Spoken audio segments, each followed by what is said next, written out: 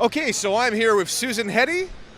Heidi. Susan Heidi, I'm so sorry, who has numerous pinup art. How long have you been in the pinup art business? About 3 years ago, I decided to concentrate my art on pinups, and I work mostly with the retro pinup models who do the hot rod modeling. Yeah. Betty Page, obviously an influence. Yes, definitely that era, the 50s, the 40s. What do you do to really make a different kind of pinup art that's unlike any other pinup art? What is your particular stylistic bent?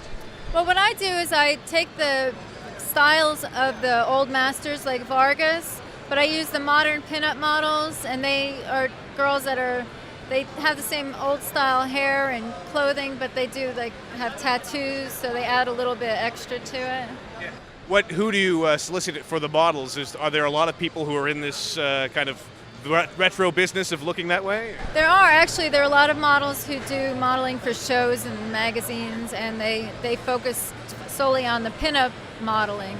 And what that means is for those models, there's not one stereotype. There's a wider range of women who fall into the pinup model genre. So how do you defeat the stereotype with your particular art, or with the particular models that you choose for the art?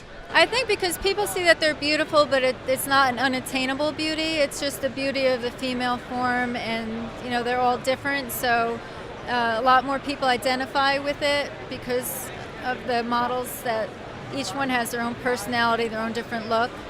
What's the pinup art community like? I mean, do you, I presume, correspond or contact other pinup artists to sort of see, hey, well, I'm going to go ahead and push this envelope. No, you're going to push that envelope. Is there anything like that? Or?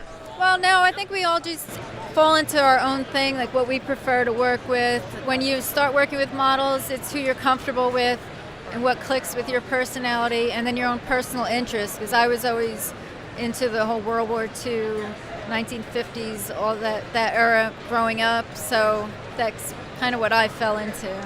I'm curious, do you use models for multiple forms of art so that you can get a different type of look from one particular model that you didn't get in the previous art that you painted? Or? Absolutely. Actually, one of the models I work with, she's done a lot of the rockabilly modeling, and I did a photo shoot and I had her styled more Hollywood glamour, which was not her typical style, but it worked out really well for the painting as well as for her to see that she could, span different styles.